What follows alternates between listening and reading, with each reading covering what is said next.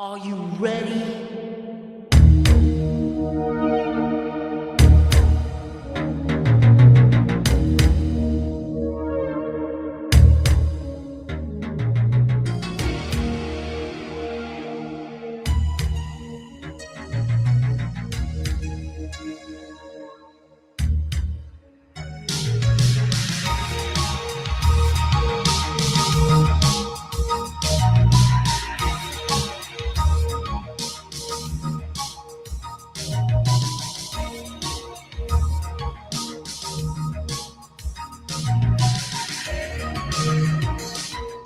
Take 3 Wrestling Podcast. We're live. It is Thursday, April the 2nd, 2026, the day after April Fool's Day. Be glad you guys weren't here yesterday because we would have been fooled. Joe will be joining us shortly. He just watched the Mario Brothers movie. Not the new one that just came out today, the one from 1992. Probably watch the live action. Yeah, John Super Leguizamo and God, what a fucking terrible movie that was. Oh, it's so fucking hilarious. Holy crap, I forgot about that movie. Yeah, you're welcome. I put that right in the middle of your mind. Yep. Now, who was? You know what? We got a journalism. Who the fuck was in that movie? Oh, because God, that cast must have been awful. It wasn't Mario great. So Brothers. Super Mario Brothers film, 1993. Bob Hoskins was Mario. John Leguizamo was Luigi Mario. Dennis Hopper was President King Koopa. Samantha Mathis was Princess Daisy and the Queen. Fisher Stevens was Iggy Koopa. Richard Edison was Spike Koopa. Dana Kaminsky was Daniela Verducci. Fiona Shaw was Lena. Jesus Christ. Mojo Nixon was Toad. Francesca Roberts, Big Bertha. Anthony Scapelli was played by Gianna Russo. Don Lakes played Simon. Lance Henriksen played the King. Frank Welker was the voice of Yoshi and the Goombas. And Yoshi! Dan Castellaneta was the narrator. Easy for you to say. Yeah, really. My goodness. It's like going back and asking you to pronunciate Japanese wrestlers' names. Good Lord. Thank God I can finally get Lyra Valkyria correct. God, that one fucking broke my brain for weeks. I was like, why the fuck can't I say this lady's name? She's the bird lady. Okay. The best part was, and you and Ryan both shared the video of Elvira. Yes. And I immediately commented on Ryan's. I was like, bacteria. That to this day is one of my favorite. I'm gonna see if I can pull it up. It is one of my favorite 3-count TikToks. That one, Dale Earnhardt. Dale Earnhardt is a great one. Dale Earnhardt, because I was on the show. That night certainly helps for you. Oh my God, that one literally broke me. I almost fell out of the fucking chair. And Ryan playing it off so well, where he's like, "Oh God, I'm so sorry." Yeah, like, but I think the reason. I think the reason why and I'm gonna see if maybe I can do a search to find it quicker.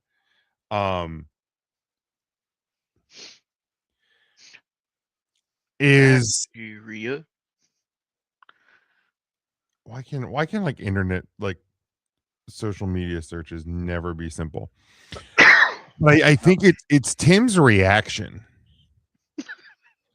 to bacteria that I think is the great. So for those that have no context, yes, we were talking about Lyra Valkyria, or it was a pay-per-view preview or something, and one of our listeners, Devin, God bless him, great kid, great guy, he misspells things a lot, or he doesn't catch like a autocorrect. Correct. So he went to type Lyra or Valkyria, and it auto corrected to bacteria. And okay, here we go. Oh, yeah, so we were previewing a WWE a premium live event. Probably Money in the Bank. King and Queen of the Ring. Oh, even better. And here it is.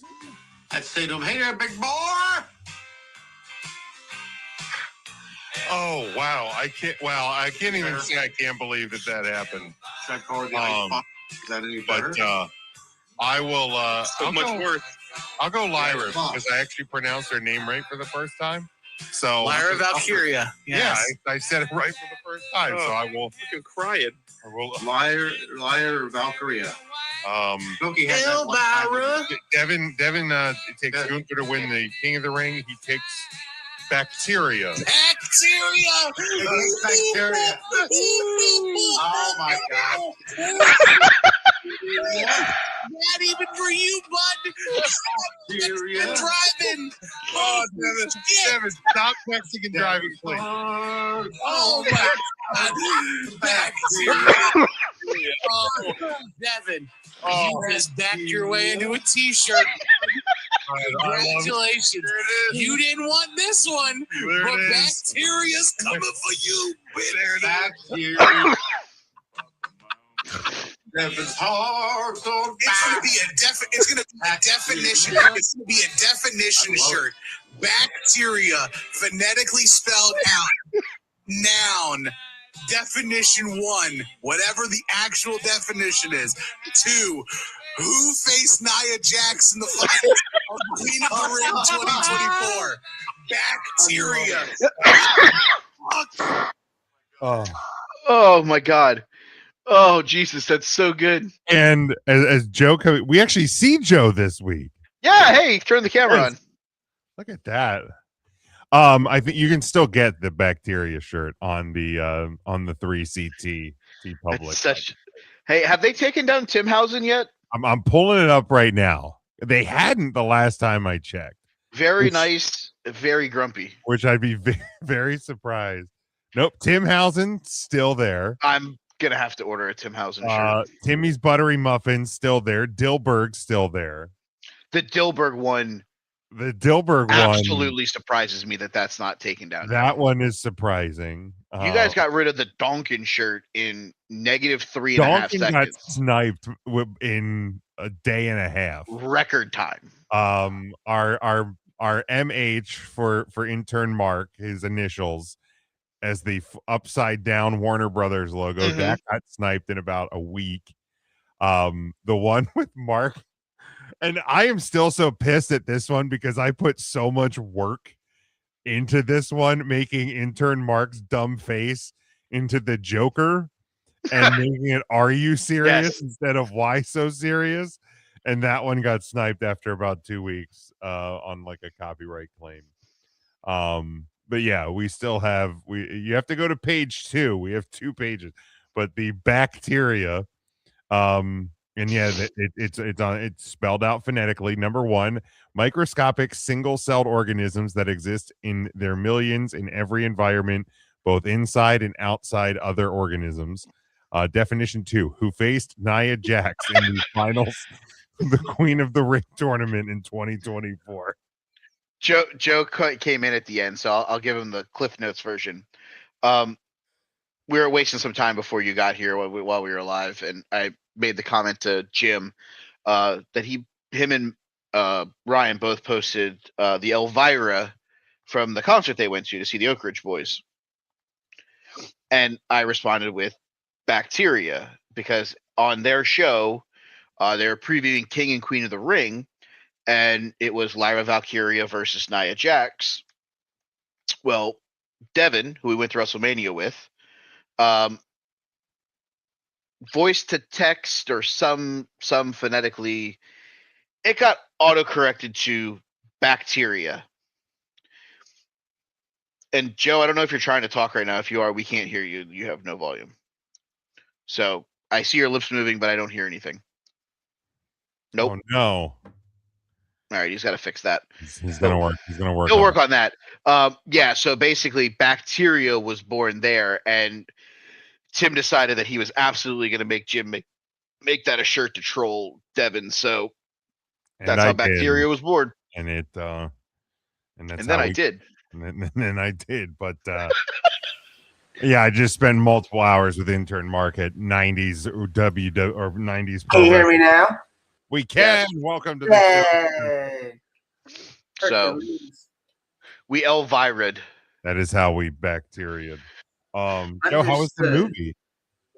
I liked it more than the first one. That's all I'll say. Okay, cool. I just recently watched the first one for the first Yeah. time, so I actually may make it out. I'm supposed to get together with my mom this weekend. We usually like do lunch and a movie every so often, and Nice. we may see that. It just depends if my stepdad will get mad if she sees it with me first. But we'll see. I'll keep you posted. If you don't see that, if you haven't seen Project Hail Mary yet, that's a good one. Okay, maybe we'll check that one out if I. Yeah, that one's made a lot of money, so it's pretty much making every audience happy. I was gonna say I've heard that one has been the blockbuster boom as of late. Yeah, it's good. It's really good. Good. I'll have to check it out. Now, we did. It was a 5-round trivia contest, 10 questions per round. Mhm. It was mostly intern Mark and I answering the questions. Mark's cousin Brian chipped in on a couple. We only got 4 questions wrong the whole game. Okay. So I'm gonna give you guys the answer. First, I'll give you the answer that we gave. Okay. I will give you the correct answer, and I'm going to see if you guys can reverse engineer what the question was. All right, we're Jeopardying this. Yeah. Tim got the first 3 right away. Ryan got the 4th one. I did have to give a clue for the 4th one, but I'll explain that when we get there. So the answer that we gave was the Faces of Fear. The correct answer, let me make sure I have it here. The correct answer was Dungeon of Doom. Wait. Okay. So you guys have to give me what the question is. Faces of Fear was the wrong answer. Was the wrong answer. The Dungeon correct of Doom was the right answer. Yes. Who fought Hulk Hogan and Randy Savage at Halloween Havoc 1995?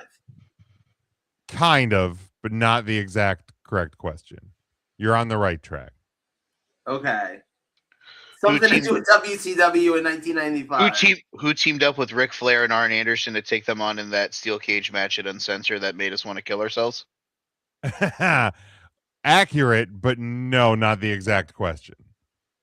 Who was the alliance to end Hulkamania? Bingo. Who was Kevin Sullivan's faction? Which is what that match was for. Yes. And then he got butt fucked by the Yeti. The Yeti. The next one, we answered incorrectly, Dude Love.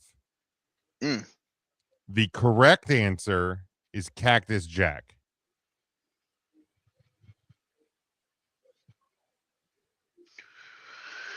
Oh. Who was the 3rd face of Foley to enter the 1999 Royal Rumble? Close. Okay. Wrong year. 98? Right pay-per-view. 98 is the correct year, but it was not the last. First. The first, yes. Okay. I was actually going to go completely different on that question. I was going to say, what was the last face of Foley to debut in WWE? Yeah, it was the first entrant to the 1998 Royal Rumble. Yep, that. The next one, the answer that we gave was the Steiner brothers. That was incorrect. Oh boy. The correct answer is Doom.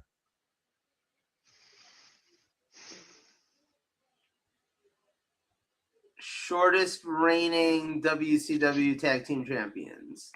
No, but the WCW Tag Team Champions portion of the answer is correct. It is not shortest reigning.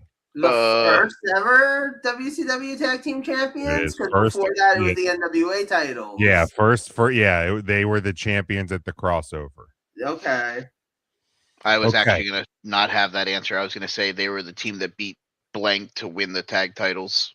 Yeah, so we guessed Steiner Brothers. The Steiners were the last NWA Tag Team Champions. So we thought it would either be one of those two, or I think Mark was also thinking possible Midnight Express, or possibly I was thinking Road Warriors. And last one. I may have to give you a hint. I did have to give Tim a hint. We guessed incorrectly Judy Bagwell. Oh, who did they put on a forklift? That's a great question. The correct answer and here's this will maybe help you because we worked it out afterwards. So Mark said he was 100%. This was correct, Judy Bagwell. Tim has since confirmed that the way the question was asked, Mark was correct. Oh, okay. However, to the trivia host, the correct answer was Diamond Dallas Page.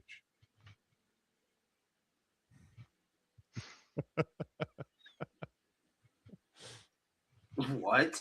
Okay. I will give you the hint that I gave to Tim. The hint is 44.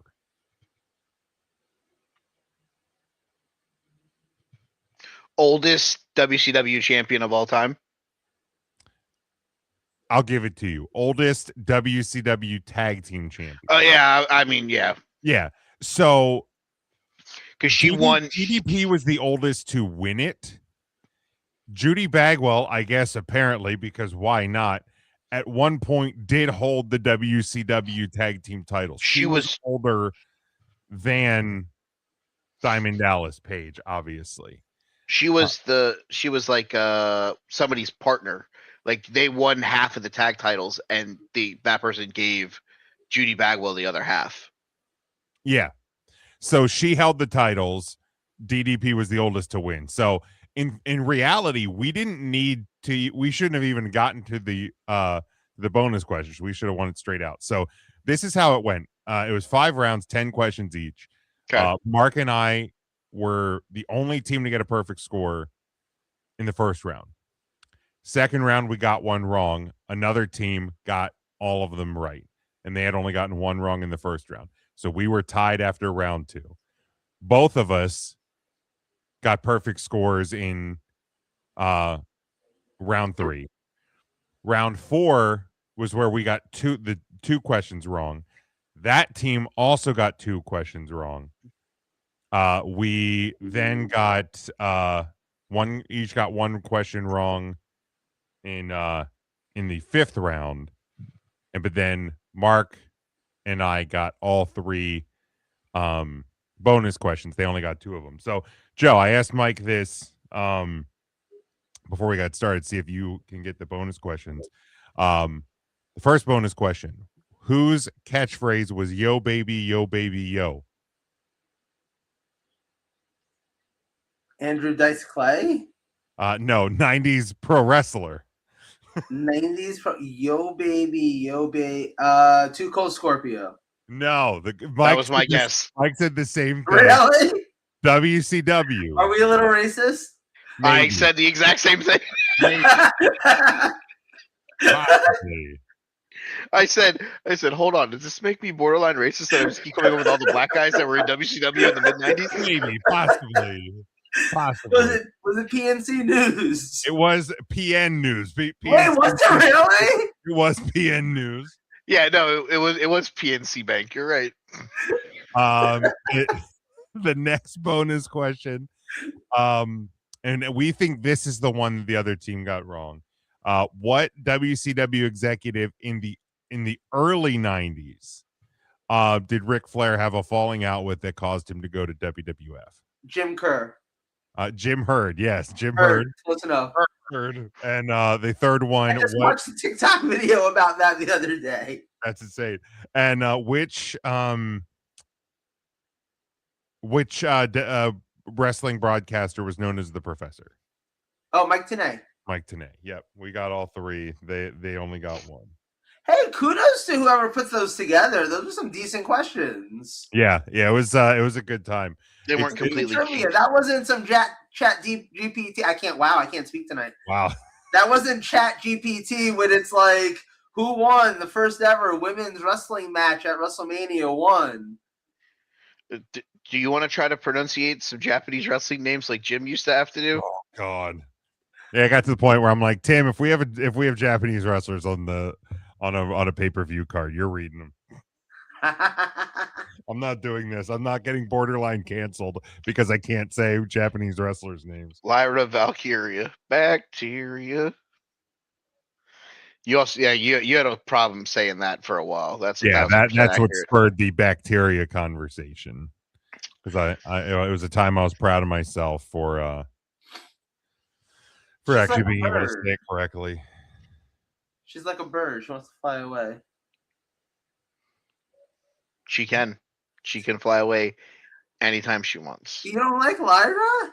I love Lyra. I would just love to watch her fly. Yes. Jim got where I was going with that one. You ain't kidding. You ain't kidding.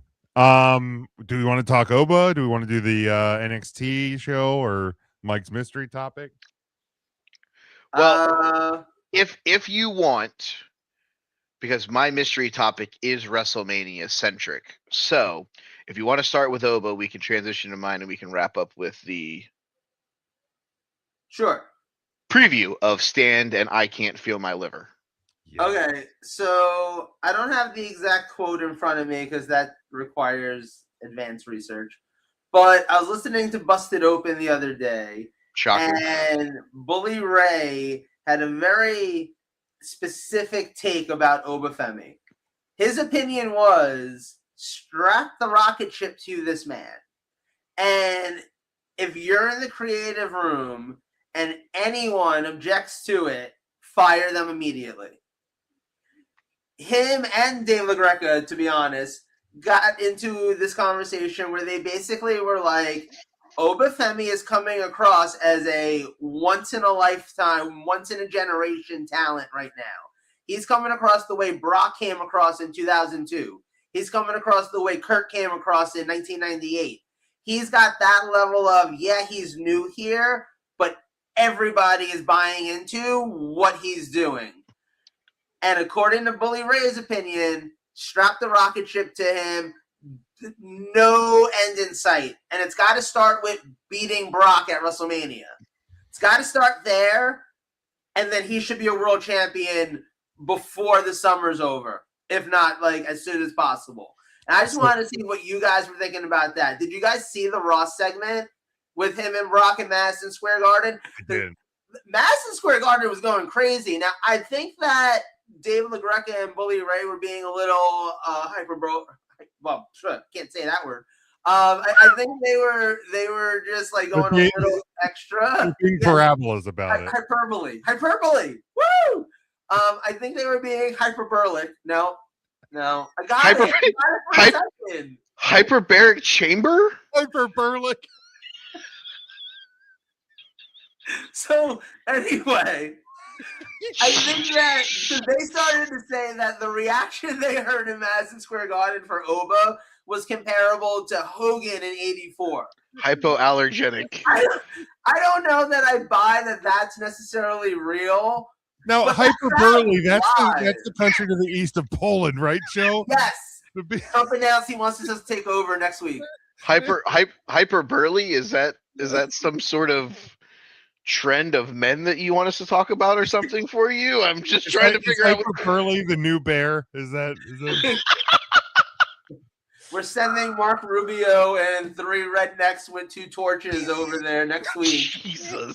Just taking over the country. We hear they have oil, not like under the ground, but like 3 canisters. Right, literally they just need it, whatever they can get at this point.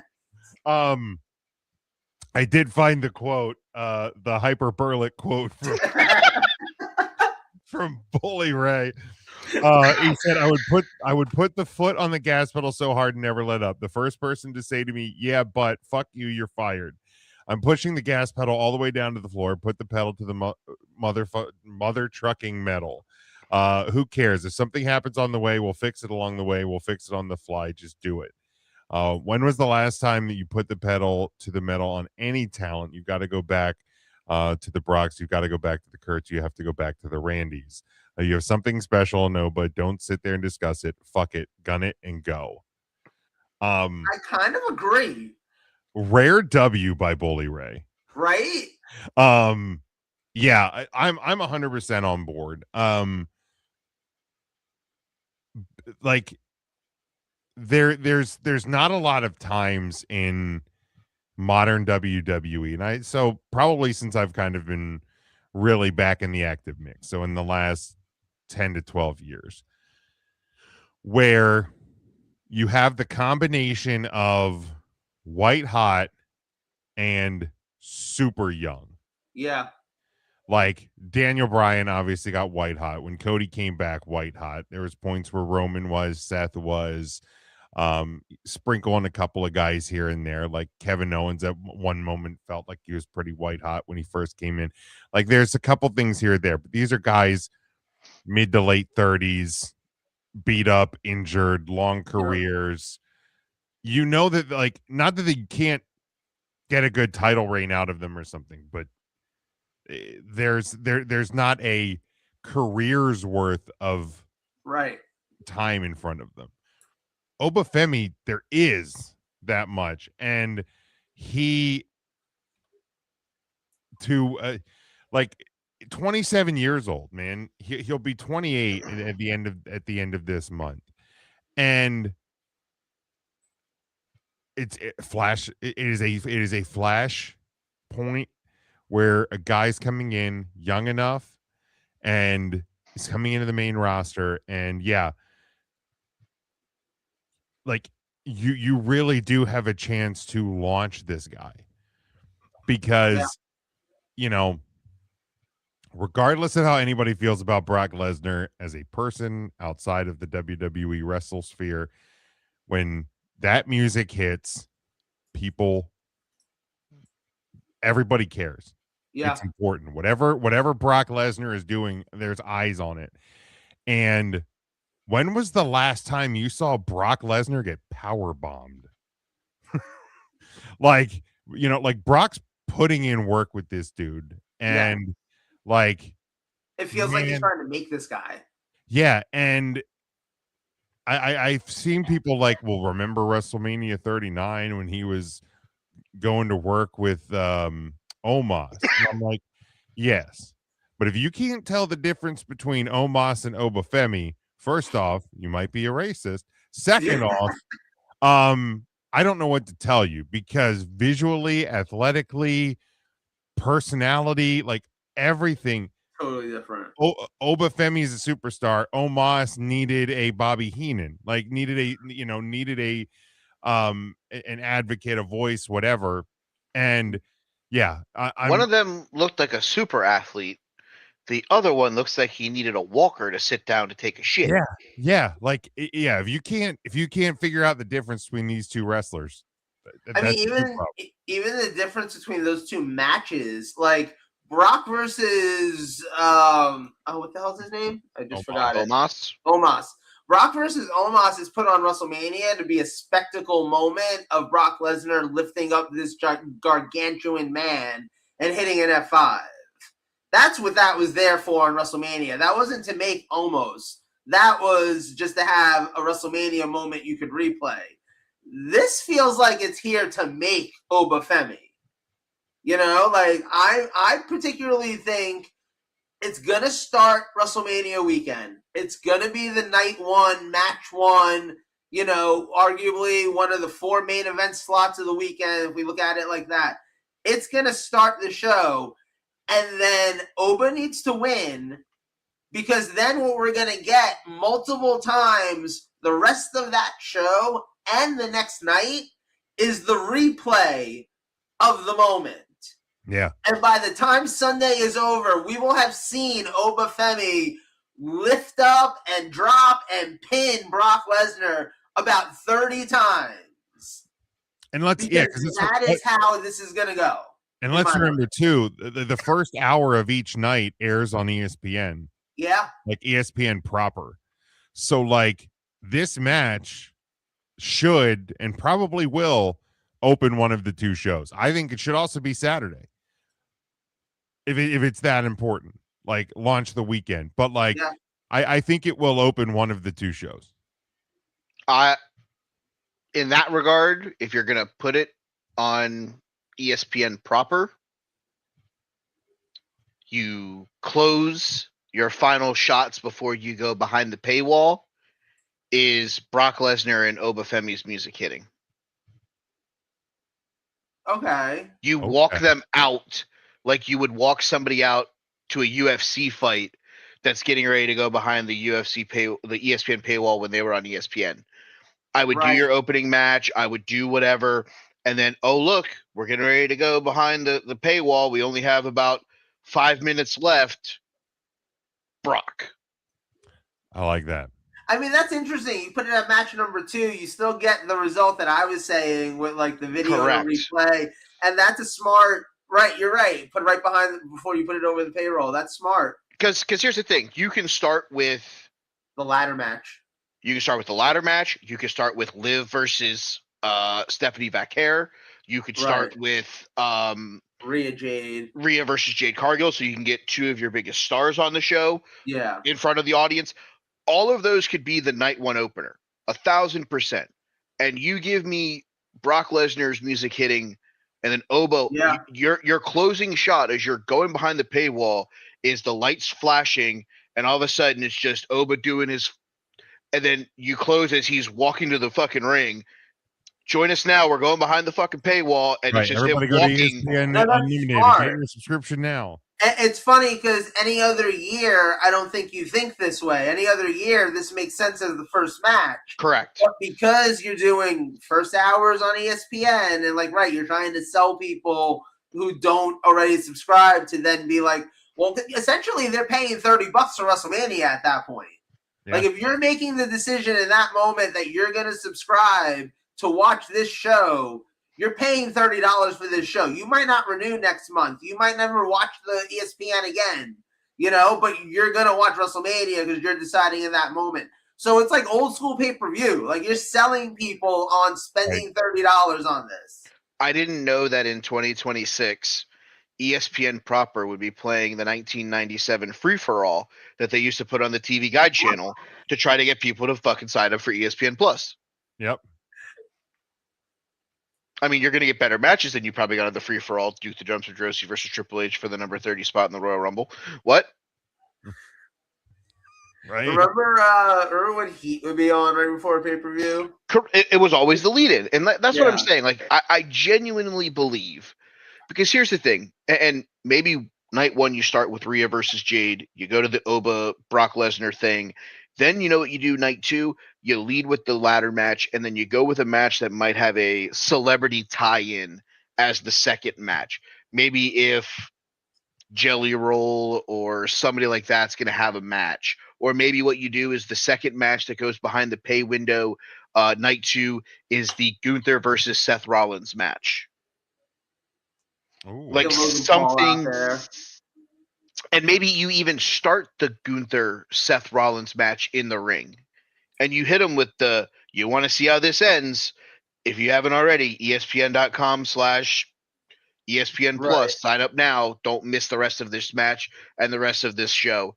We're main eventing obviously with Roman Reigns versus CM Punk, blah, blah, blah, blah, blah. Give them the full rundown and fade to black.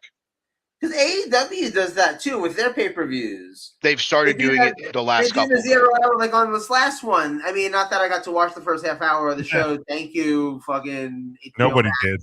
Spoiler alert, nobody did. But like, if I'm recalling correctly, 0 hour ended with it being like down to the final 4 of the Battle Royal. Yeah, you cut off 2 eliminations and like because you like went to elimination or went to cut to black when like business was picking up, and you came back, and it was basically like, oh, Jungle Jack's your new champion. You're like, what the fuck? Yeah. I paid for this. I didn't pay to see a fucking jungle dork win the title. Great dork. Get wrecked, nerd. Yeah. There was no winning at the end of that match. Jungle nerd or he's still a dick. I don't know that there's any winning. So, Yeah. okay, past WrestleMania, what do you guys do with Oba Femi? If you were in charge, you've got the pencil, you've got the book. What is your 3-month plan with Oba Femi, WrestleMania to SummerSlam? Either one of you can go first. I'm finding a way to get him into the main event. I can't believe that these words are coming out of my mouth, but fucking 2026 is a nightmare anyway. But I'm 100% on board with Bully Ray. Like, get a world title on this dude. And I wasn't that guy. I wasn't that guy when he was first like getting the call up, or even like when he debuted it. Same. Or was like in the Rumble, but like seeing the way the crowds are reacting in this short period of time in this feud, get the title on him. Like you fast tracked Brock to the SummerSlam, like Summer of Brock. Like, do it again. Because like this dude is special, and like right, wrong, or indifferent, are you debating WWE's creative decisions can be a topic for another day. But you want to start winning some favor with the wrestling fan at large. Oba Femi, world champion, in short order. Like, who do you have him beating for the belt?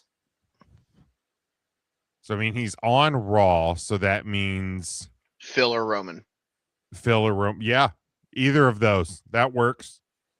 Like, if you're gonna have Punk drop the title to Roman, which I don't think should happen. Obviously, we'll get to our WrestleMania predictions in a couple weeks. Double star maker in the first 8 months of the year, beating Brock Lesnar at WrestleMania and Roman Reigns at SummerSlam. Yeah. Or you beat CM Punk at SummerSlam. Yeah, that works. Either of those works for me, brother. What about you, Mike? I am not all in on the Bully Ray train of thought as everybody else is.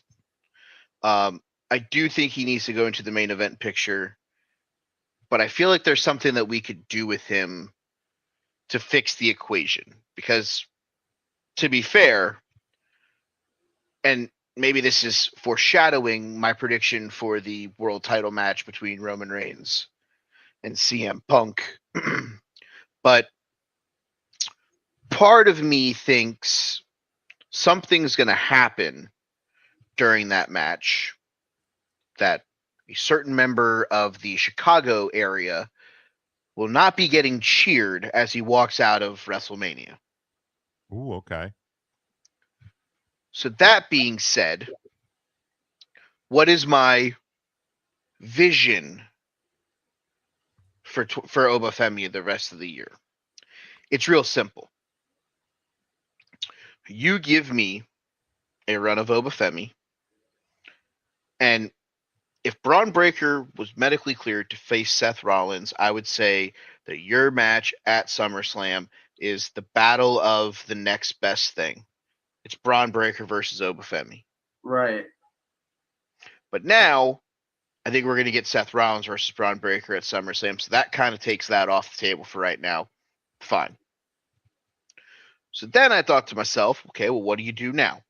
I don't have him in the title picture because I think we're going to have something else going on with the title picture.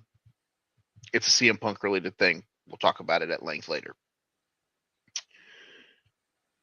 He wrestles somebody at SummerSlam, wins the match, whether it's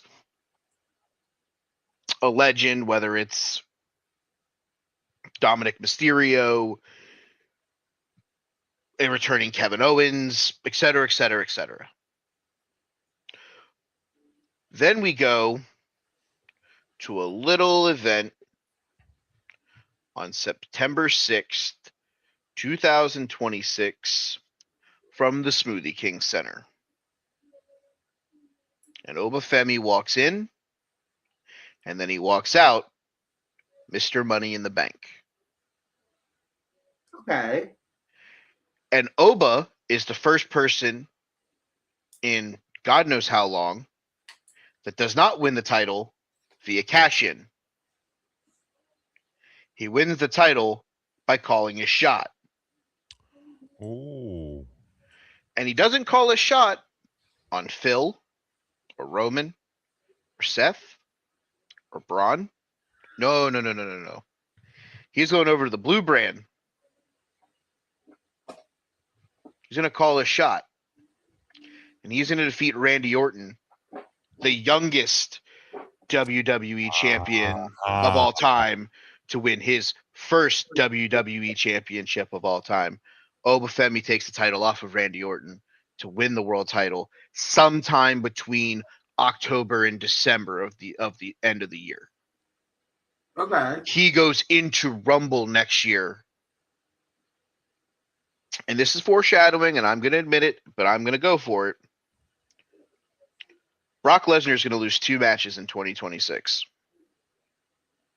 Oba Femi and Gunther. Oh, okay. Your Royal Rumble 27 main event for the WWE Undisputed Championship are the 2 guys that defeated Brock Lesnar in singles matches in 2026. Yeah, I can see that. Gunther, Oba Femi. I like that. I like that a lot. I worked. Yeah, I'm down for that. My thought process is there are so many loose ends with what I feel is going to be both of the world titles.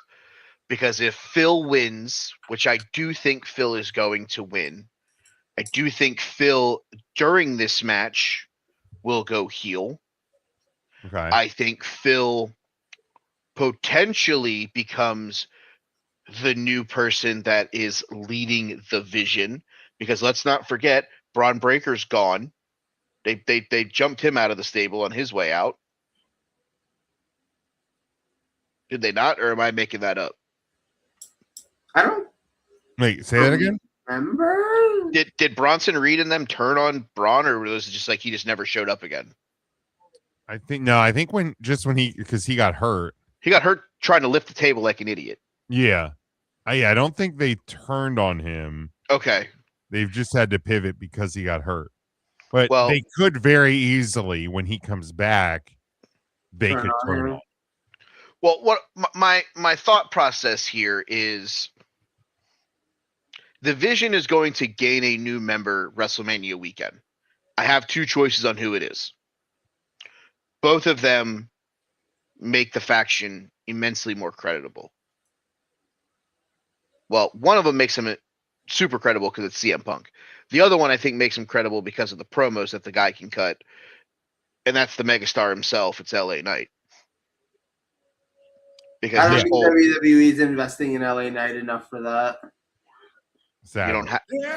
you don't have to invest in him. You just got to put him in the stable. You're not making any kind of investment in him. You have him being the third wheel of the Usos, who he already has an issue with Roman back from whenever Roman was the longest reigning undisputed champion of all time. Yeah. He has problems with that side of the family. Okay, let the rematch happen at WrestleMania and let LA Knight turn on one of the Usos, hit him with a BFT, bang, he's in the Vision. It ain't even got to be that long and drawn out. Right. And then you have somebody who's there every Monday night who can cut promos for Austin Theory, who just stands there looking bald, and Logan Paul, who I don't want to listen talk on the microphone ever the fuck again, because Seth Rollins is going to be busy with the Paul Heyman Braun Breakering. Yeah. And then at that point, you basically get Max Dupree of the Maximum Male Models. He's a manager for the 2 guys who are the tag champions right now, and you put him in the ring every once in a while because you may not be making the investment that they should be. But if it's Punk, that's a whole other fucking can of worms, because I think there's a longer story to tell in that. But we're getting away from the Oba Femi. the Oba Femi in me is, I think they're going to have to wrap up what they're doing with Randy and Cody, because I don't think this is a one-match feud. No, I'm sure they fight at Backlash. They may have the SummerSlam match too.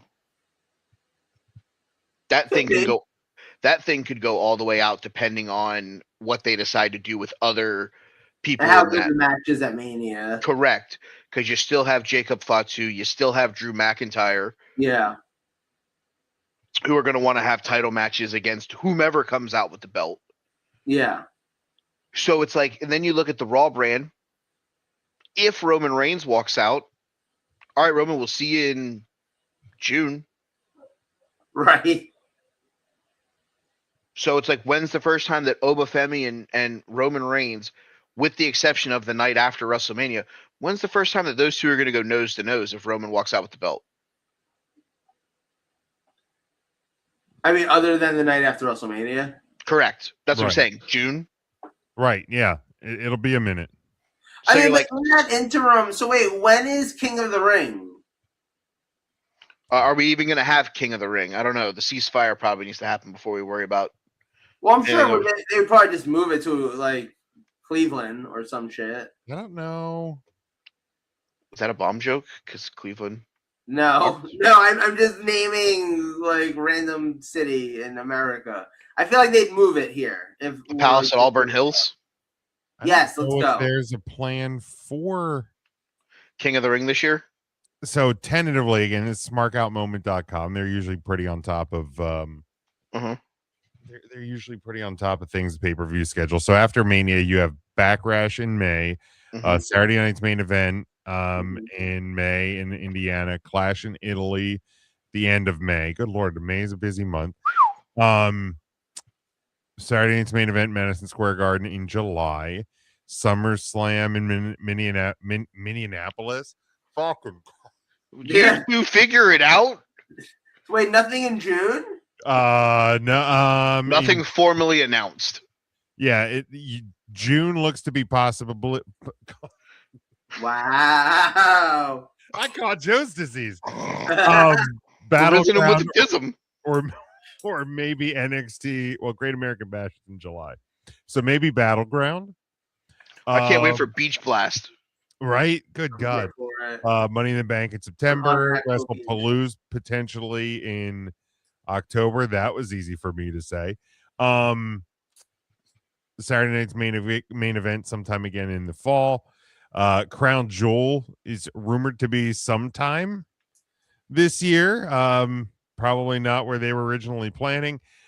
Survivor Series, of course, later in November. There was rumors of a third Saudi show. Probably not. Happening at some point. So yeah, there's nothing formally really been announced. WWE has kind of been doing some shorter term turnarounds on pay-per-views, which seems like a questionable practice, but I just feel like this would be a perfect year for that King of the Ring, because Oba Femi, the ruler as the king of the ring, would make a lot of sense. I don't disagree with you. I just have my fears that happens and then he's King Mabel. Oh God. Yeah, that would be unfortunate. Like, so, and here's the thing. Like, I had a back and forth with one of the 3 Count listeners on Monday night. I'm going to see if I can pull up the interaction real quick. But like when Oba was coming out on Monday, I was like, this is unreal. I said, Oba is so fucking over. Going to be wild to watch the WWE fuck this up at WrestleMania. And somebody was like, he's like Goldberg 99 level over. There's 0.0% chance of WWE fucking this up. And I'm like, I'm like, 0.0. It's adorable that you actually think that. But I'm more worried that they're like it's more likely that they're gonna fuck it up. Right. And he's like, he's becoming undeniable, and even Brock knows it. I'm like, look, I'll gladly be wrong. Like, I'll gladly sit here, whether it's WrestleMania Sunday or Raw after Mania Day. Like, I'll gladly sit here on our post wrap shows and be like, I'm glad I was wrong. Right. I'll gladly take an L on this one, but I there's this fear in me that WWE is going to do this thing that they've done for a while of, hey, here's this hot new star. Yep. And we're going to make him look really good against insert legend here. Yep. Not win. But insert legend here is going to win the match. Yep. They're going to catch him with their finisher, and hey, finishers finish the match. That's just what happened. I will counter program your brain in that regard with what happened at beautiful SoFi Stadium, where every person thought there was a 0.0% chance that the Kid Leroy was going to beat John Cena to retain the United States title. And they actually pulled the trigger, and Theory won that match. Correct. Very so a lot of good on them. Recency biased. Now he's bald with Logan Paul. Wow. Sounds like a really bad show on Peacock. It wouldn't even be on Peacock. It'd be on Kick or whatever his fucking streaming fucking Tubi. Yeah, fucking trash. You know what's interesting that I realized earlier? And it's not going to happen, at least not with all three of them, but you have 3 chances, right? We have 3 people that are definitely making their WrestleMania debuts this year.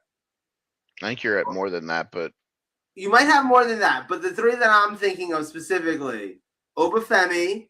Yep. What's his name? Javon Evans. Yep. And Trick Williams. Correct. Mm-hmm. You have your chance to start building with one of these guys at the very least. I thought you were going somewhere else. No, I don't know. I don't want to know. I'll tell you in a minute. Don't worry. If any of the 3 of them walk out of WrestleMania undefeated at WrestleMania, it's like we were talking about earlier. Oba Femi's at the beginning of his career. It's believable that he will still be doing this 20 years from now. Right. You have your chance at a WrestleMania streak. Maybe your only chance.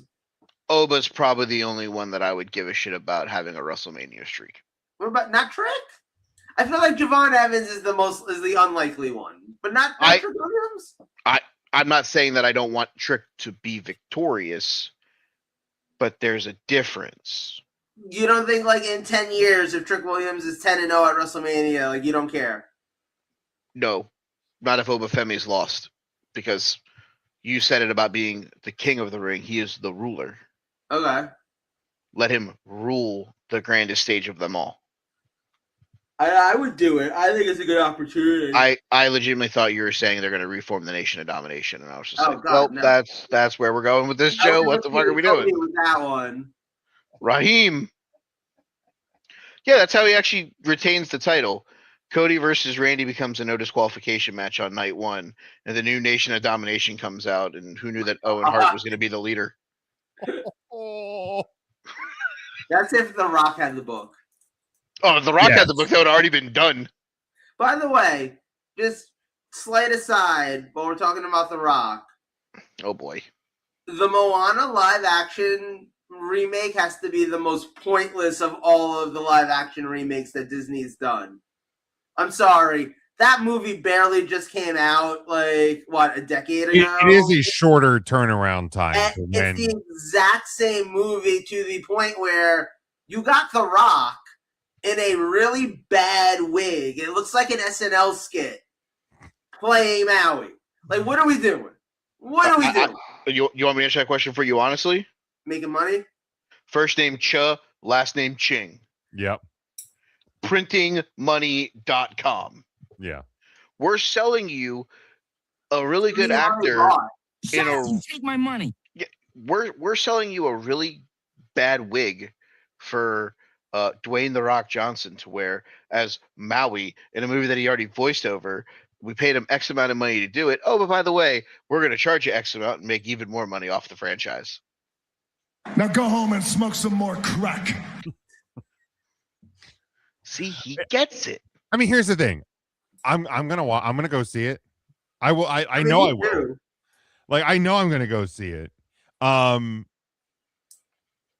Yeah, it is the shortest turnaround. It probably doesn't need it to have been made, but when you see the box office returns on it, you're gonna know why it's being made. Right. Judge. Like, does Toy Story 5 have to be made? Probably not. But I can't wait to have my soul ripped out of me sitting in a movie theater 5 minutes from my house. Goddamn iPad. Yeah, fucking god damn it. I'm gonna hit my iPad with a hammer like when I get home from that movie. I just know it. Fuck you, iPad. Fuck you. But yeah, Anybody else got any Oba Feminist? no, I just I'm good on him. whether it's SummerSlam or end of this year, whatever. I mean, if Oba Femi hasn't won a world title by this time next year, WWE. Mhm. Agreed. And if he loses at WrestleMania, I'm gonna be real pissed. I'm not gonna lie. I'm gonna be real fucking pissed because you only get these chances every so often. And that might be the one where we have to come on this show afterwards and have the what the fuck are we doing? Hey, you bald fraud. What are you doing? Like, it really feels It's a direction you can fuck. it really feels like the Brad Pitt part. Like, what the fuck are we doing? Yeah. Well, because right now's the moment. Right now's the moment where you need these guys to become stars. Like, you need a handful of guys in their 20s. The way you had, when Cena and Orton and Brock and Shelton and all of them came up at the exact same time. You need that right now. Because so many of the stars right now are in their mid-40s. They're pushing 50. They're, maybe they've got another 5 years in them. Maybe. But who takes over the mantle in 5? You don't want to get 5 years down the road from now when CM Punk and Roman Reigns are having their retirement matches and you're not sure who's taking over that main event scene. You got to be ready. And being ready isn't Jey Uso. Being ready isn't even LA Knight. In 5 years, LA Knight's going to be like 50. That's what I'm saying. Like, you got to have some of these younger guys who, realistically speaking, they take care of themselves. They, God forbid, they avoid any injuries. They, don't leave to try to become a football player. And they are definitely going to be like your mainstay guys for the next 15 years. Randy Orton doesn't stick around for like what? What are we on now? Like 20 years of Randy Orton, 22 years, something like that. Like a lot. That doesn't happen without it being helped from the start. Right. Like Randy Orton debuted and we were told, "Oh, this man's important." Like we got to do that here. We got to do that with Obo. We got to do it with Trick. We got to do it, with Javon Evans. We got to find a couple more people that we're doing it with. We need some women that we're doing it with. There's got to be that next class. Yeah, absolutely. And the top of the men's card is very old heavy. It is. Like, that's the reality. And if you don't start planning the foundation for the future, it's going to be WWF New Generation Part 2. Right. And like, nobody wants or needs that right now. Nobody wants or needs that right now. No, I can't wait to watch all of them go wrestle for AEW when that happens. Right, exactly. But hey, they have Chris Jericho back, so I'm home. Which, I mean, let's be fair. Tony Khan froze his contract. So you want to go to work for your last 6 months, or do you want to just sit at home for your last 6 months of your deal? And maybe let's just go do some work. Why not? I mean, you're also living in a world where who's to say if you don't show up for work that he just doesn't unfreeze your contract? Right, exactly. Like if he's going to just keep tacking on time at the end because you haven't been around, which is fully in his right. WWE would be the bad guy if they did it, but fully in his right. But yeah, you might as well go and work the time. Get it over with.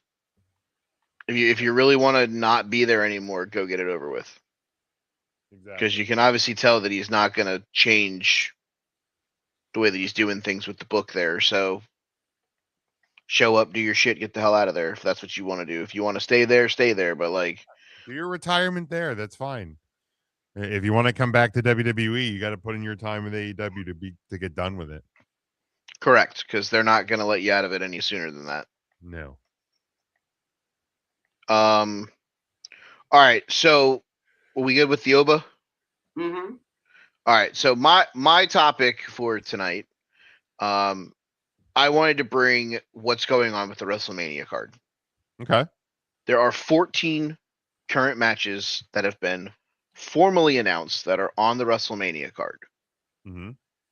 Punk Roman, Steph versus Liv, Cody versus Randy, Jade versus Rhea, Oba Brock, AJ Becky, Sami Zayn versus Trick Williams, Jacob versus Drew McIntyre in an unsanctioned match, Finn Balor versus Dominic Mysterio, the Irresistible Forces of Nia Jax and Lash Legend versus Charlexa versus Bayley and Lyra versus the Bella Twins, Penta versus Javon Evans, Dragon Lee, JD McDonough, and Rusev. That's a random fifth man for that match, not going to lie. Right. Guy hasn't really been on TV in God knows how long. They're like, what's Rusev doing? They were trying to figure out who to put in that match, and someone just walked into catering and was like, Rusev! Rusev Crush. I assume it's more just like he's a big body. He's gonna be the guy who's just gonna throw guys around in that match. Yeah, that's kind of what I'm thinking. He's just gonna yeet guys around the ring for fucking 15 to 20 minutes. I mean, there's a lot of luchadors, so you need someone to eat them. So my question here, and me and Joe have been to enough of these, and Jim, obviously you went to the one in Philly with us and experienced that fun and all that. First question, because this is a multiple question topic. Has there ever been a WrestleMania card that it feels like there have been this many fucking singles matches? No, there's a lot. I think if you go back to like early WrestleManias, sure. Like this feels like we're trying to put a run against the fucking world title fucking tournament from WrestleMania 4. Can I be honest though? I've always preferred singles matches and straightforward tag matches on WrestleMania's card. Like I've always gotten kind of annoyed at the WrestleManias that were super heavy on triple threats and four ways and all that. I understand some of them have been fantastic matches, but I don't know. I've always been a fan of because I feel like WrestleMania is where the feuds end and the stories end, and that should be one-on-one in my mind. That should be straightforward. Like Finn Balor versus Dominic Mysterio. We're just doing it. Like we're going one-on-one. We're not putting them in the IC title match. We're not making that cluster and they're just married together. We're doing it one-on-one and finishing that story. Yes, and that makes perfect sense, and that I understand. The ladder match, like Sami Zayn versus Trick Williams. What is the feud there? I think it started a week ago. But that's like some of these don't make sense. Where it's like you have an opportunity to showcase more of your roster. Why Well, are who do we you not feel like is missing?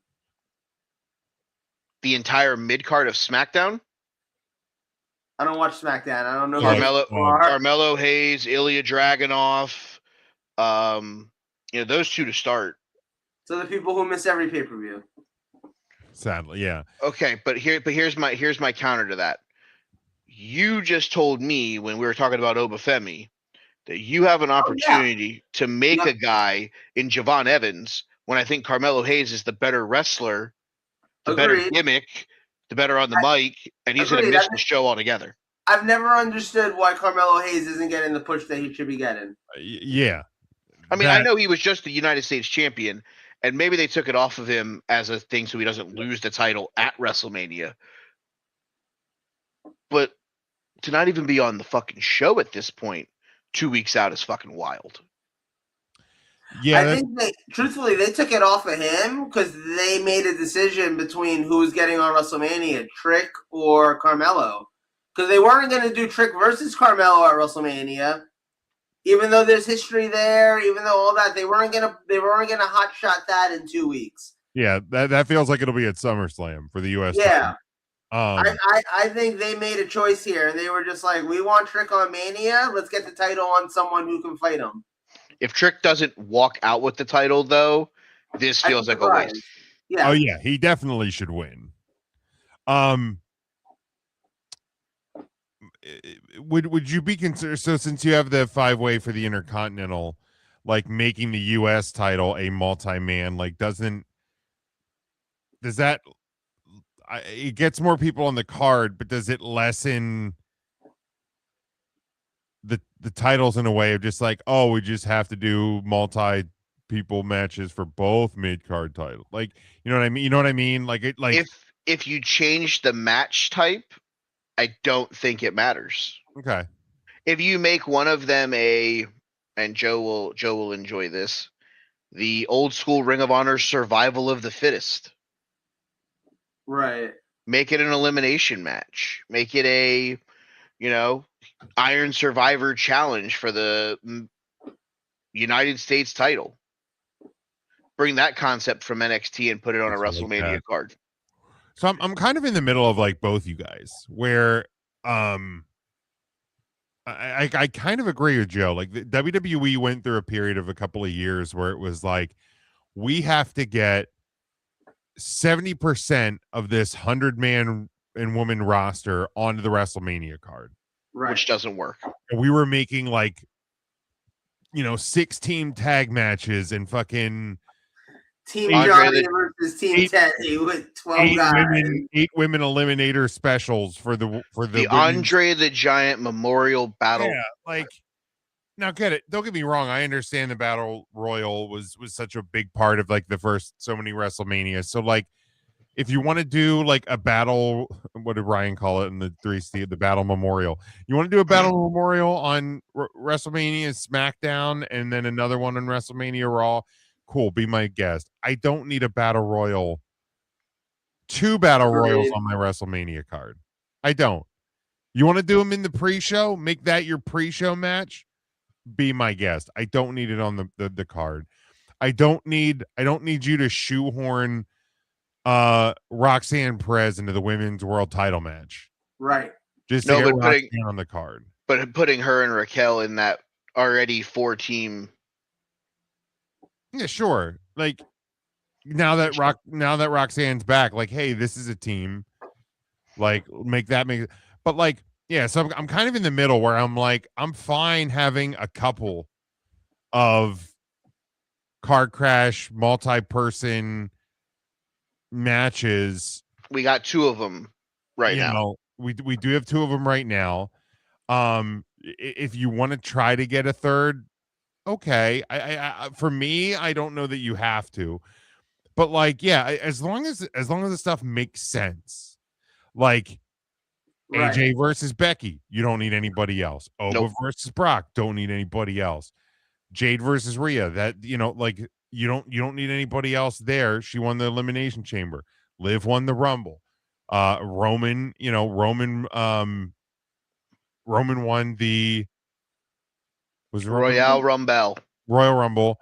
Randy won the Chamber. Like, you don't need to add anybody to those matches Correct. because they earned their shots.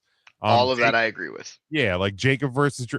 I don't even know that you need Jacob versus Drew on WrestleMania. I get cool.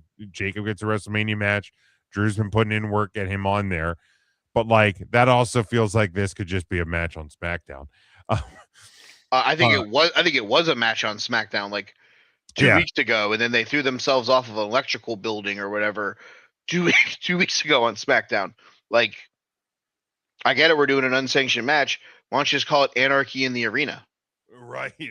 But yeah, like if they wanted to try to find a way to make a because there's no tag titles currently. That was actually question number 2 was if a set of tag titles get on the show, A, which set is it, and B, does it become a multi-team match? Are there multi-teams on either show?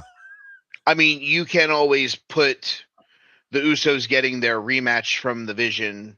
You could add Grayson Waller and Kofi Kingston representing the New Day. You could always... At this point, you're not going to have a Raw tag title match because you're going to have the Usos and LA Knight versus the Vision and... You make that a tag title match. But it's 3-on-3. Who cares? You can fucking defend the titles that way. Yeah, at WrestleMania 36, they had one person from each tag team.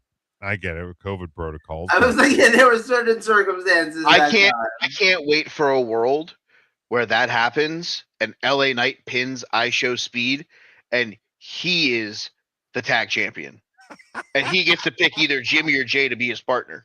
That I love that. Yeah. Tell me that isn't a fun thing that Monday night when you turn on Monday Night Raw, you're thinking to yourself, who's LA Knight's tag team partner going to be? Yeah, so yeah, I feel like it'll be the SmackDown tag titles, if any. I also feel like the tag titles are just going to end up on WrestleMania Raw and WrestleMania SmackDown. I'm also going to ask you $1 million question. What's that? Who the hell are the SmackDown tag champs? R-Truth and Damian Priest. Yes. Oh yeah, they're facing Kit Wilson and The Miz. They're gonna face Fraxium, the Machine Guns. Oh yeah, look, they might get those on to WrestleMania because R-Truth is holding a correct. Title. Now that you say that out loud, yeah, you're they'll find a way, and that'll be a multi-man match. That'll be like a multi-man dump truck match where like if it's a ladder match, Truth tries to fucking put a guy in a sharpshooter or something, that old gimmick. So yeah, that'll be the ones. So, and my third formal question, and then we can kind of just have a little free forum over the show. John Cena has been announced as the host. Is that a ticket move, or is that them trying to just show John goodwill because he's not going in the Hall of Fame this year? Because I feel like they have a built-in host for WrestleMania right now. And now I'm intrigued on what they're going to do with said built-in host. The built-in host being Danhausen? 1,000%. Yeah, they'll find a way to get him out in front of the crowd. I'm sure.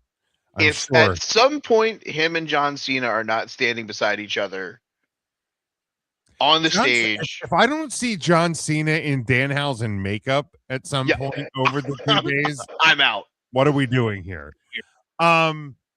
No, this is 100% a ticket move. It's 100% a ticket move. And that's okay. Like I've seen so many people going, "Oh, they're just trying to do this to sell tickets." Yeah. They need to sell tickets. You fucking dickweeds have talked about how poorly WrestleMania ticket sales have gone for the last 2 months. So like, why wouldn't they do something to try to boost ticket sales? Like that's what everybody does. Like do you think that like those like vehicles that go on sale at the end of the model year, like, why they go on sale, right? Because they want to move them off of the lot so they can move in the next model year. Like when they do big TV sales, you think that's because they just like It's because they haven't sold and they need to move the ones out to make way for the new ones. Yeah. So, like, obviously, they're not making way for next year's WrestleMania tickets. Although, at this rate, with what's going on in the Middle East, maybe we'll be back in Vegas for the third time in a row. Ugh. God, I hope not. Put But it back in Philly. yeah, exactly. But if you're going, yeah, if you're not selling tickets, you're going to do something to move them.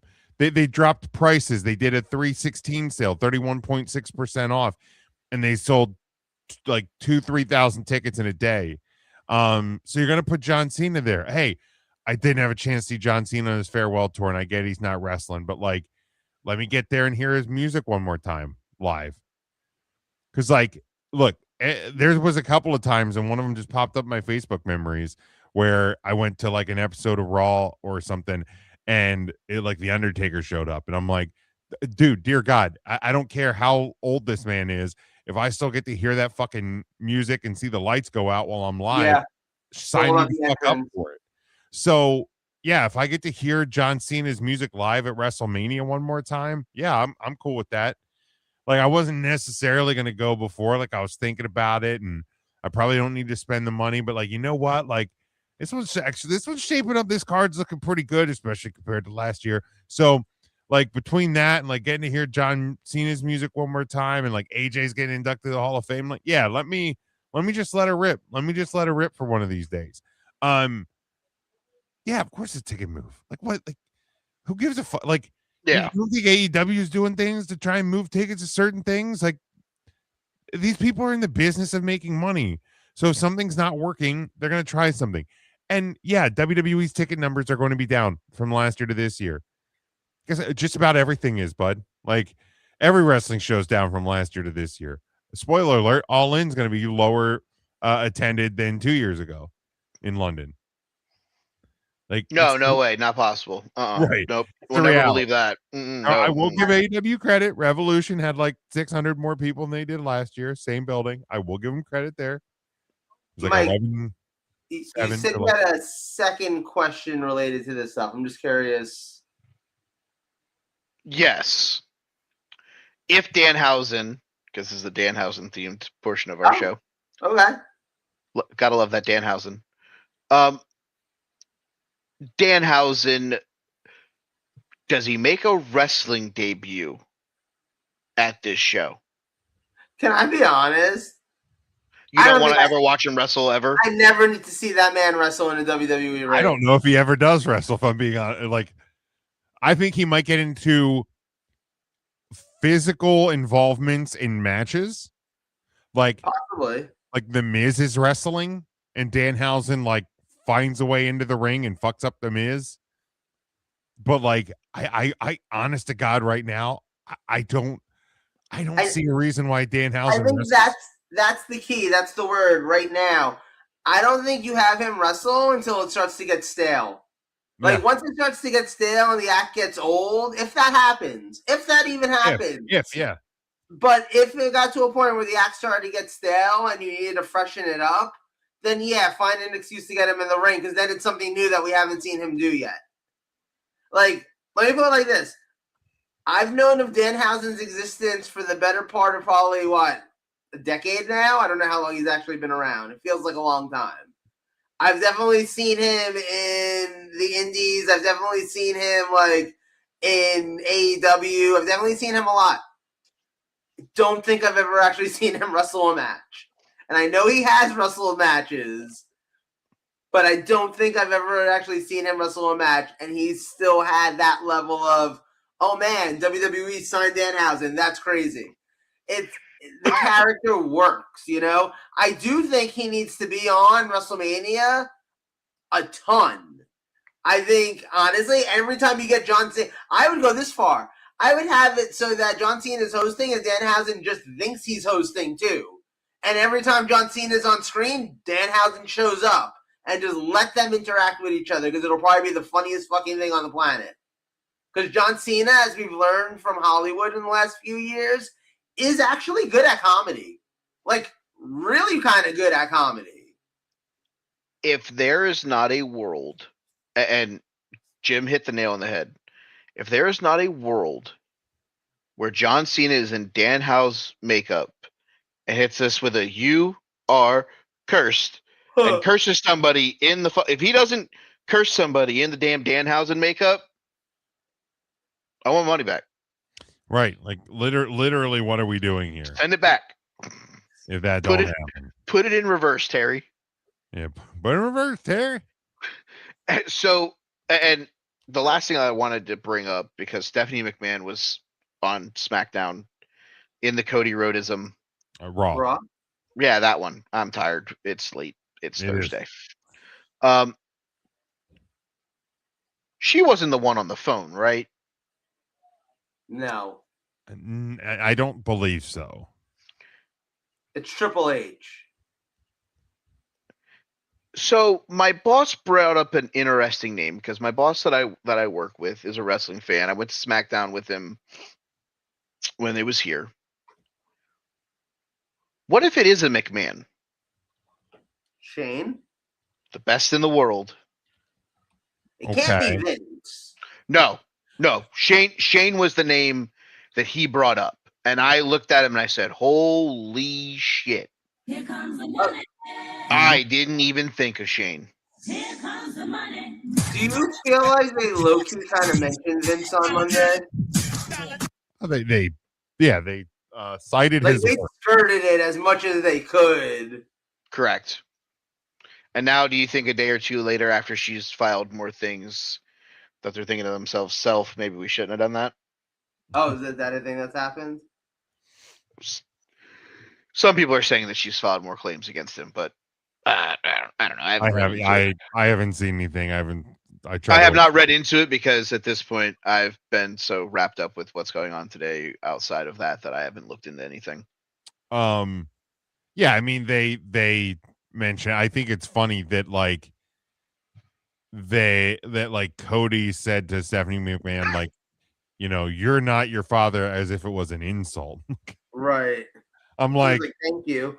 I was like, yeah, you know, that's probably a good thing, right, bud? OMG, thanks, Cody. Like, thanks for the compliment, dickhead. Yeah. Like, yeah, that's even better off saying you're not your husband. Right, exactly. Like, yeah, I think that you missed the mark a little bit with that one. Yeah, it can't be. Well, I mean, I know there's some people speculating. Will it be Vince? It shouldn't be Vince. I don't think it can be Vince. If it's Vince, we have a big problem on our hands. I don't think TKO wants it to be Vince. Is Dustin Rhodes still under AEW contract? He actually just re-signed. Yeah, he just re-signed right before he had like double knee surgery after he got hurt. I don't think it's anyone in Cody's per se family, but I'm still holding out that I think it could be Arn Anderson. That could be interesting.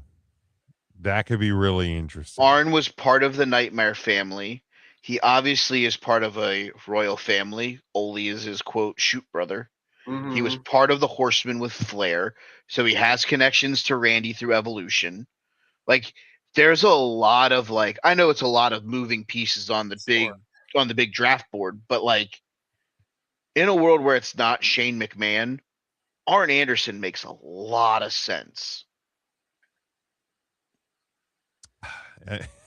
If he wasn't also signed to AEW, I'm like, it could be Jeff Jarrett.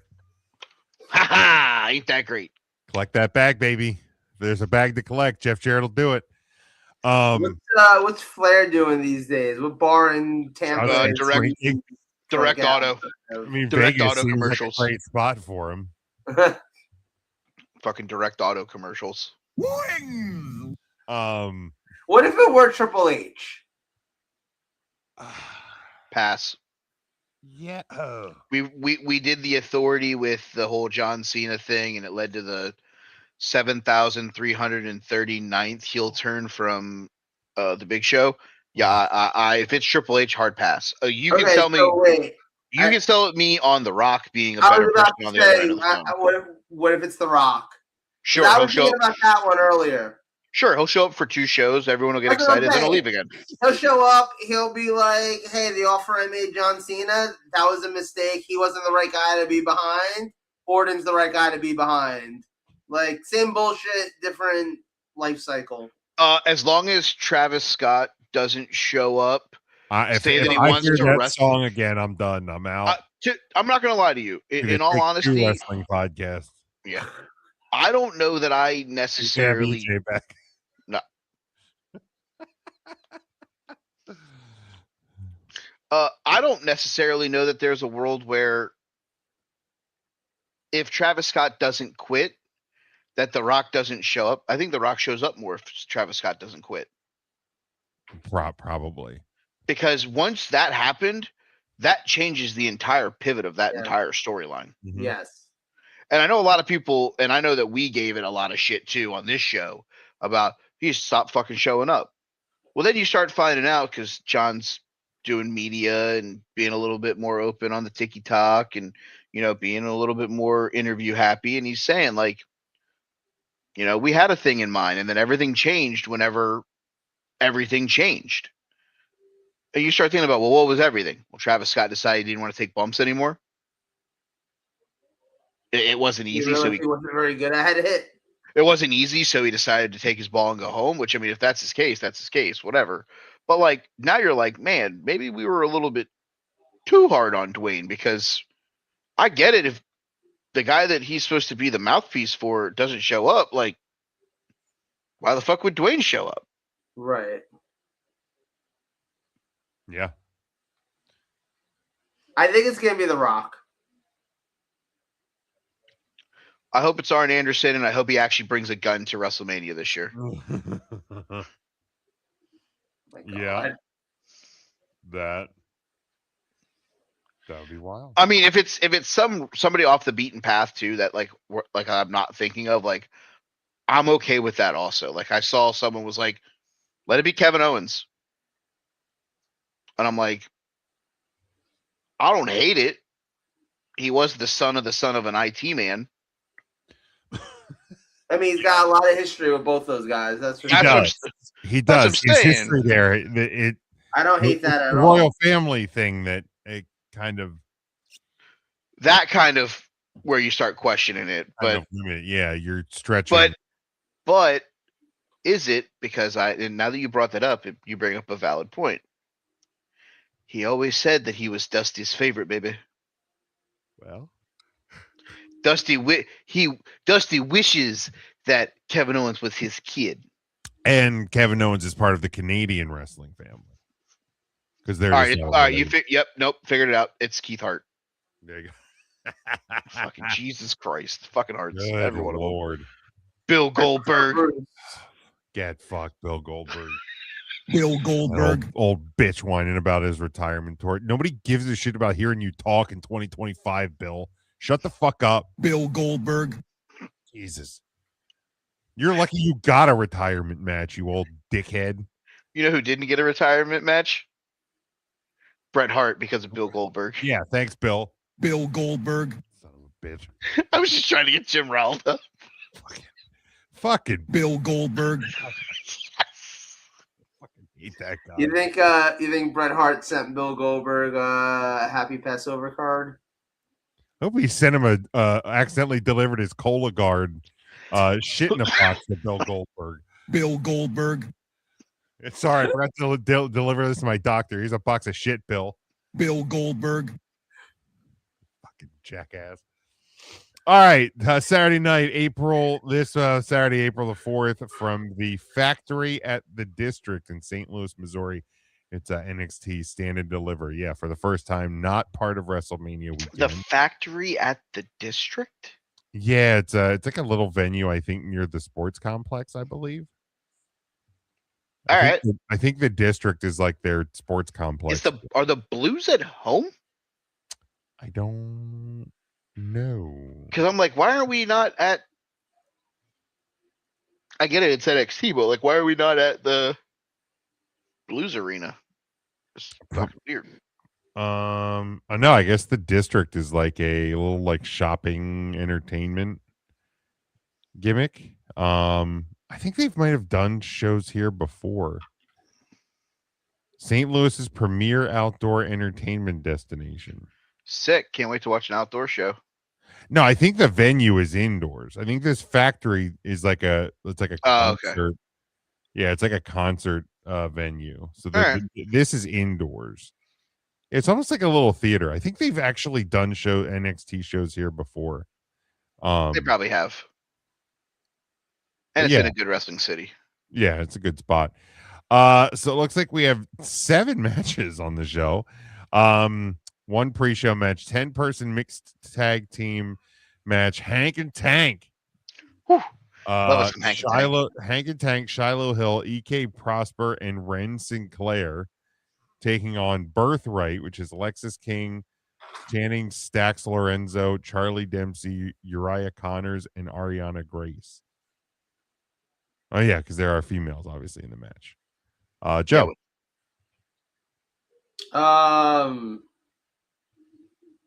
Give me the team. What was it? Tank Abbott and Hank Azaria from The Simpsons. Yeah. No, give me Birthright because that's a new thing. There you go, Mike. I'll take the son of the son of the son of a William Regal. There you go. I will never pick against Hank and Tank. It's a personal rule I've made for myself. Tag team match for the NXT Tag Team titles, the Vanity Project of Brad Baylor and Ricky Smokes, taking on Los Americanos of Bravo Americano and Rayo Americano. Joe. It's probably going to be retaining the titles. I don't see the Americanos winning. Mike. What's red and blue and would look better with gold? Give me Los Americanos. Yeah, I think Vanity Project probably will win, but I'm going to pick Los Americanos for the fun of it. I don't know what this thing is that's on my boyfriend's desk, but it's giving Oba Femi. It is a little bit. Like, what are we? There you go. I'll say just when we're done here, just start. Hit him with a power bomb. Start marching around your apartment. With my God! Look, I'm Oba Femi. Queen. Yes. Chastain. We've gone on a journey today. I swear to God, if we had more than like 20 people listening to this show, the Oba Femi Yes Queen shirt would be out. That would go over big time. NXT North American Championship, Miles Bourne defending against Johnny Gargano. Joe. Fuck it. I think Johnny Gargano is gonna win. He's got nothing else going on in his life. All right, Mike. I'm probably the biggest Johnny Gargano fan, definitely out of the three of us. I think it's you and Candice LeRae at this point. Probably. If he goes back to NXT and is part of like things moving forward, because he doesn't really work in the grand scheme of what they're doing right now in the main roster, like I'm okay with this decision for Johnny Gargano. I just don't want this to be a fucking one-off. But that being said, I don't know that I would be okay with a guy who's been laying around doing planks backstage, looking like someone just kicked his cat, taking the title off of someone who you've built as someone that you think you have a future in Miles Bourne. So for that being said, I'm going to take Miles to retain, but I honestly would not be surprised if Gargano walks out with the belt. Yeah, for sure. If Johnny Gargano is not AEW bound, I think he wins here. If this is just kind of hitting your favorite spots before you leave town, then I think Miles Bourne retains. Triple threat match for the NXT Women's title: JC Jane defending against Kendall Gray and Lola Vice. Let's go, Lola Vice. Mike. The era of Fatal is over. Give me the former Evolve Women's Champion. Give me Kendall Gray. Well, by draft rules, I have to take JC Jane to retain. I think that's how that works in a triple threat.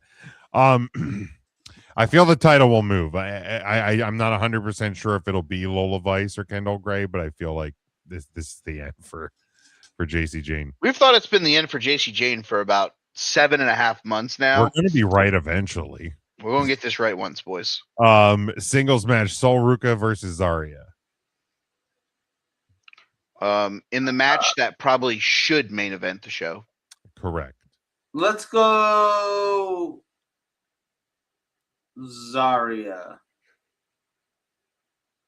Mike. Nobody. Better than Asuka? There will not be a winner in this match. Except for the fans. Correct. If someone is to be victorious, it's Zarya, because that means Sol's going to the main roster. Mm-hmm. Correct. But yeah, I could see some sort of a draw or something.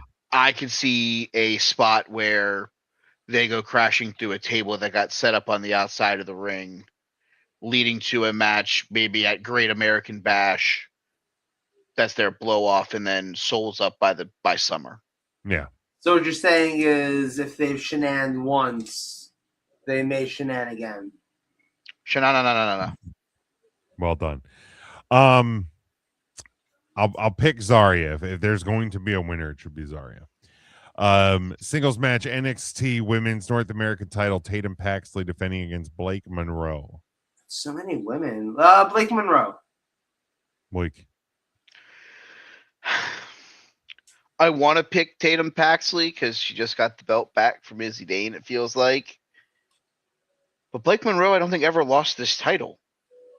I don't believe. So glamour is forever. They put the title back on her. Yep. Last one, fatal 4-way match for the NXT title. Joe Hendry defending against Ricky Saints, Ethan Page, and Tony D'Angelo. You know what? I'm going to speak this into existence because I'd love to see it happen. Let's put the belt on Tony D'Angelo. I got my goal. There you go, Mike. I was actually going to pick Tony D till Joe hit the gabagoo at the same time. I don't know that there's anyone besides him and Joe Hendry that could walk out with this belt. I don't think this is Ego or Ricky's time. That being said, you just made this big to-do about getting Joe Hendry officially in WWE. Fuck, I'm going to go with Joe to retain. I think he pins either Saints or Ego. Maybe it's a Tony D hits his big spine buster spot. Ego goes for the pin. Ricky pulls him out or something, and then Joe Hendry picks up the broken pieces or something. Yeah, I mean, Joe probably retains. I feel like Ethan Page is probably main roster-ish bound soon.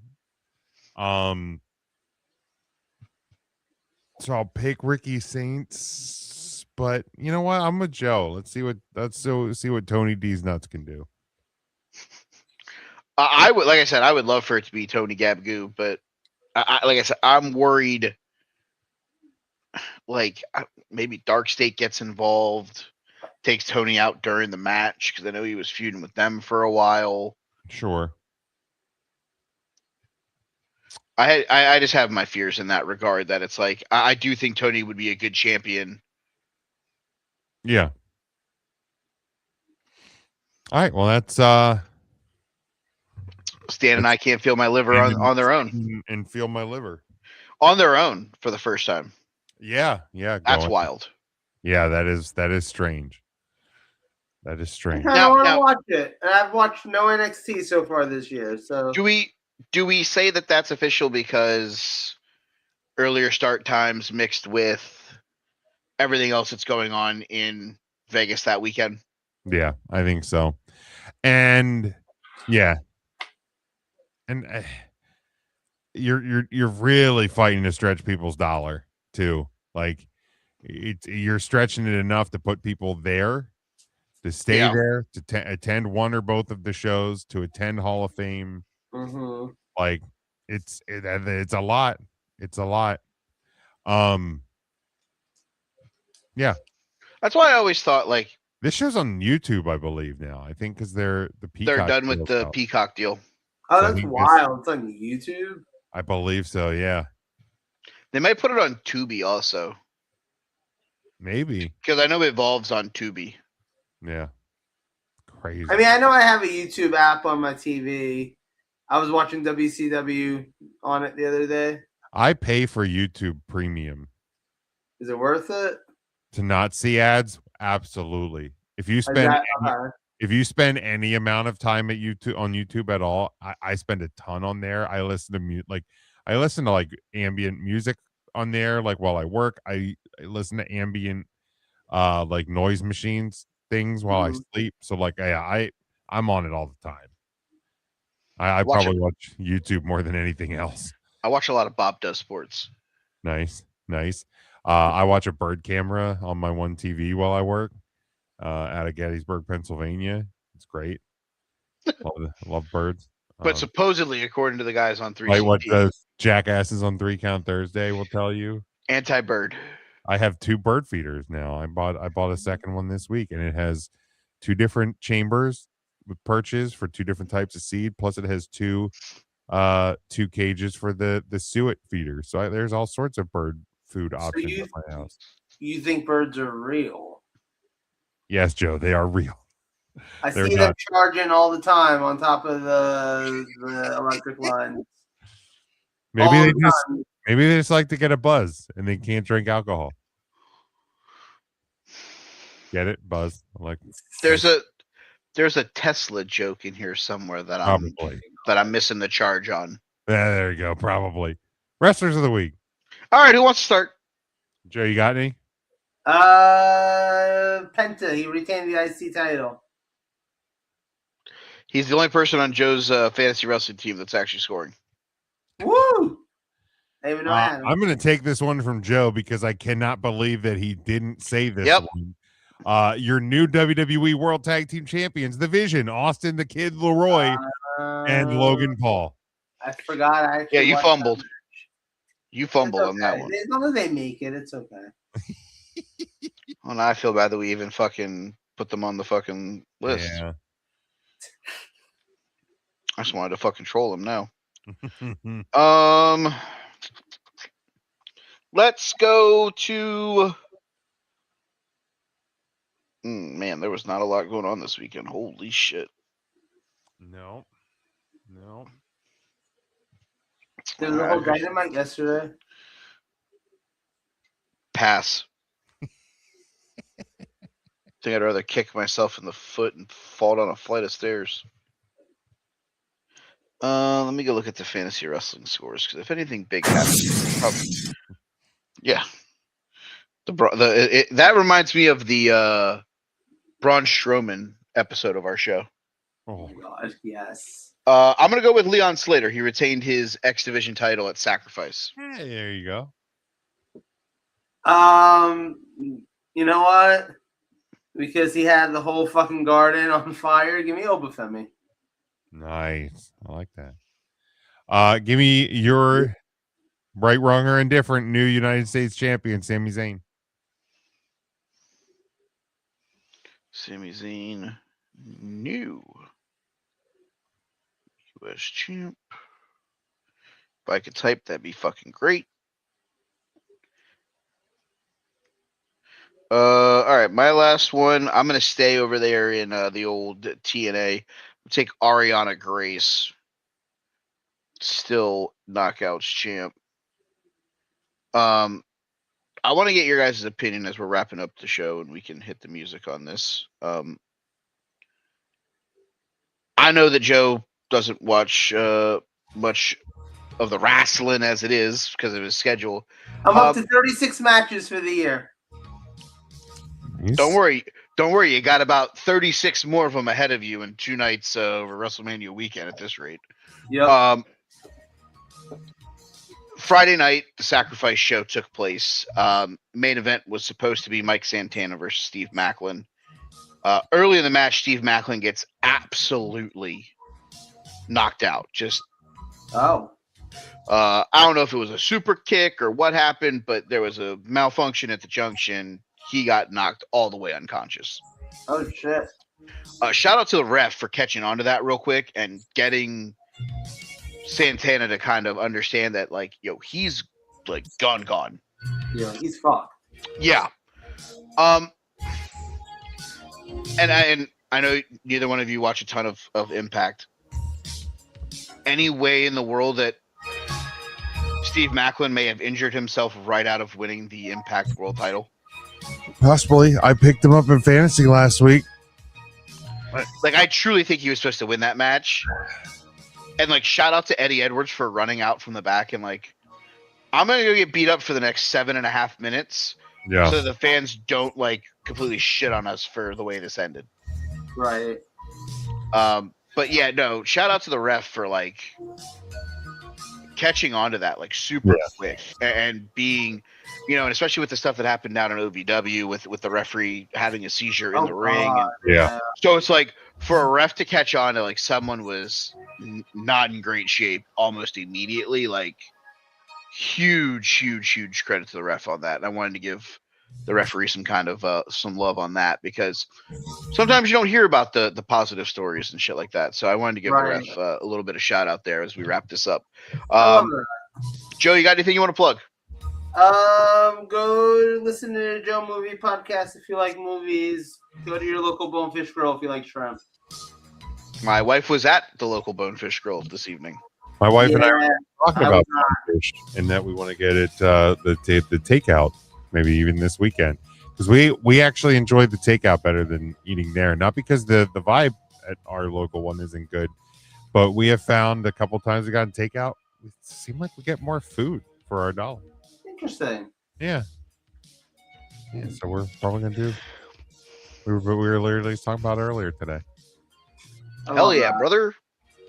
We're gonna be busy tomorrow night. It's Good Friday, and a lot of people doing the no meat thing.